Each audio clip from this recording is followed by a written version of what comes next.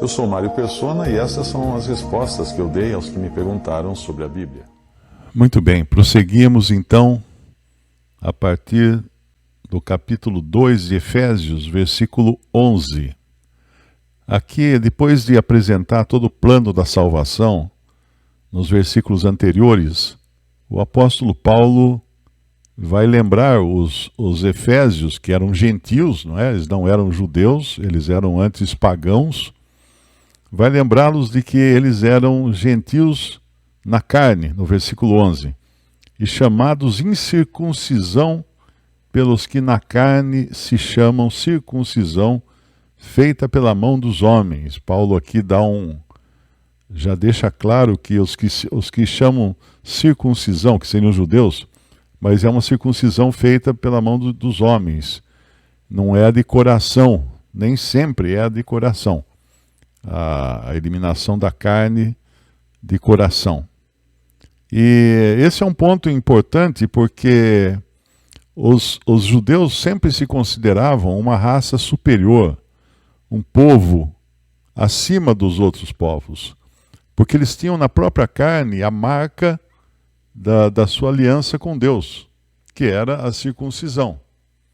Então todo judeu é circuncidado, inclusive na Segunda Guerra Mundial. Isso era um problema para eles, porque o judeu arrumava uma outra identidade, uma identidade falsa, para escapar dos campos de concentração, e os soldados, quando pegavam para examinar a identidade do judeu, mandavam ele tirar a calça, porque aí dava para ver se ele era circuncidado ou não, e aí acabava preso e levado para o campo de concentração.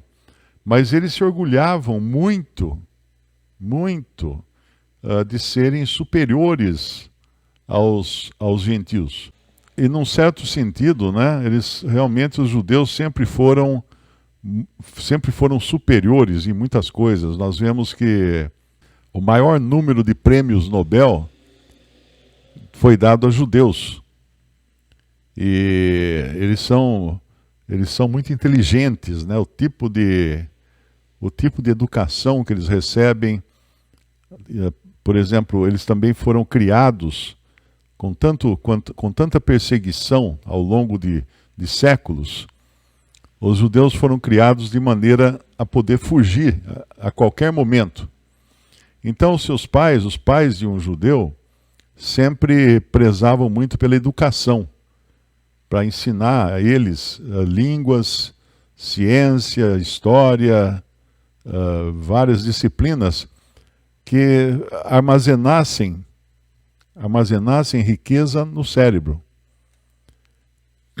Das riquezas físicas, eles sempre foram grandes negociantes de diamantes.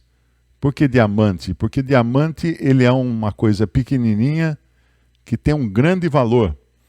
Então, no caso de uma fuga, eles podiam costurar na barra da calça uma fortuna escondida na barra da calça. O diamante é leve, né? Uma pedrinha, e com isso escapar de serem revistados e encontrarem as coisas que eles estariam escondendo. Eles também se dedicaram muito a artes.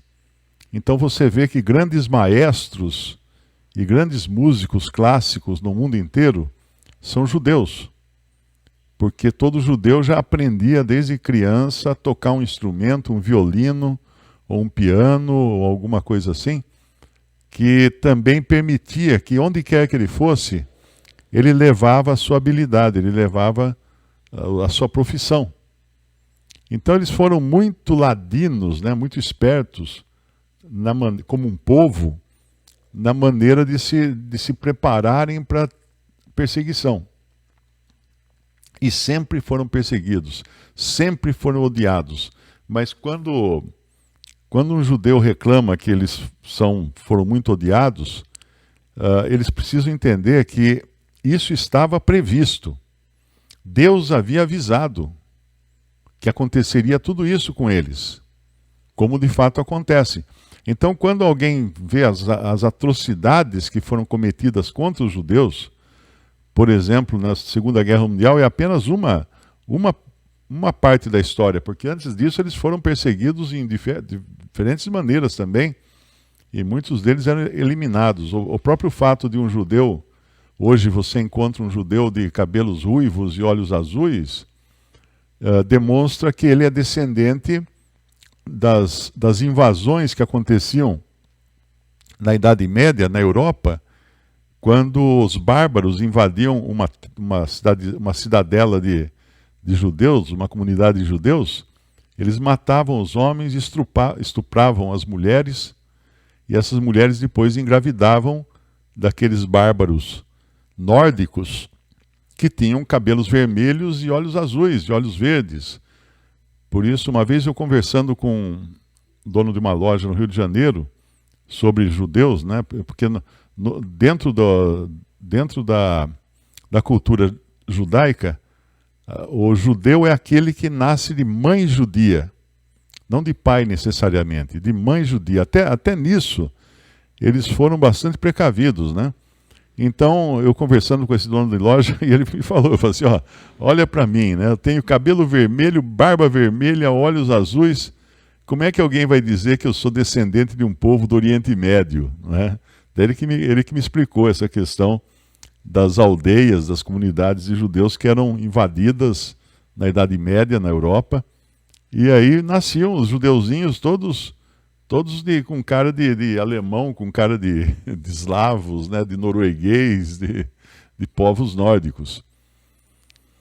Então, durante toda a civilização, eles foram muito espertos em tudo isso. Mas eles também, essa perseguição e esse ódio que existe contra eles, e também sempre foram muito voltados a negócios, a dinheiro, bancos e tudo mais.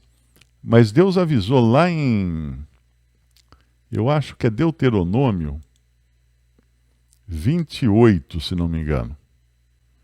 Em Deuteronômio 28, depois quem quiser ler com calma esse capítulo, porque ali o Senhor apresentou a eles duas coisas, dois destinos. Ele começa no versículo 1 dizendo: será que, se ouvires a voz do Senhor teu Deus, tendo cuidado de guardar todos os seus mandamentos que eu hoje te ordeno, o Senhor teu Deus te exaltará sobre todas as nações da terra. E todas estas bênçãos virão sobre ti e te alcançarão quando ouvires a voz do Senhor teu Deus. Aí vem uma relação de bênçãos, né, que eles receberiam se fossem obedientes. E vai até o versículo 13, quando diz que o Senhor te porá por cabeça e não por cauda, e só estarás em cima e não debaixo, se obedeceres aos mandamentos do Senhor teu Deus, que hoje te ordeno, para os guardar e cumprir. Então, tudo de bom ia acontecer com eles se eles fossem obedientes. Mas aí no versículo 14, vem outro lado, a outra face da moeda. E não te desviares, né, de toda a palavra que hoje te ordeno, nem para a direita, nem para a esquerda, andando após outros deuses para os servires. Então, no versículo 14 termina justamente a promessa de bênção. E no versículo 15 começa a promessa de problemas. Será, porém, que se não deres ouvidos à voz do Senhor teu Deus, para não cuidares em cumprir todos os seus mandamentos e os seus estatutos que hoje te ordeno, então virão sobre ti todas estas maldições e te alcançarão. Maldito serás tu na cidade, maldito serás no campo, maldito o teu cesto, maldita a tua amassadeira, maldito o fruto do teu ventre, o fruto da tua terra, as crias das tuas vacas, das tuas ovelhas, maldito será quando entrares e quando saíres. Então é maldição atrás de maldição, e Deus vai enviar doenças e pestes, o Senhor te ferirá com loucura, com cegueira, e vai até o final do capítulo só com maldições. Só com maldições. E no final fala que eles seriam perseguidos, que eles seriam mortos. Depois quem lê esse capítulo inteiro vai perceber que praticamente a história do que eles passaram na Segunda Guerra Mundial. E aí vai falar que, no versículo 64, o Senhor vos espalhará entre todos os povos, desde uma extremidade da terra até a outra, e ali servireis a outros deuses que não conhecesse nem tu nem teus pais.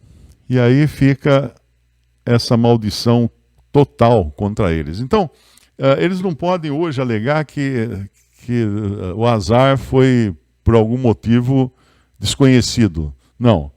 Na realidade, Deus havia avisado que se eles não fossem obedientes, se eles caíssem em idolatria, eles seriam perseguidos, seriam mortos, seriam dizimados em todas as nações. Então nós vimos na história recente, existiu isso realmente. Eles continuam sendo um povo bastante voluntarioso, bastante teimoso, né?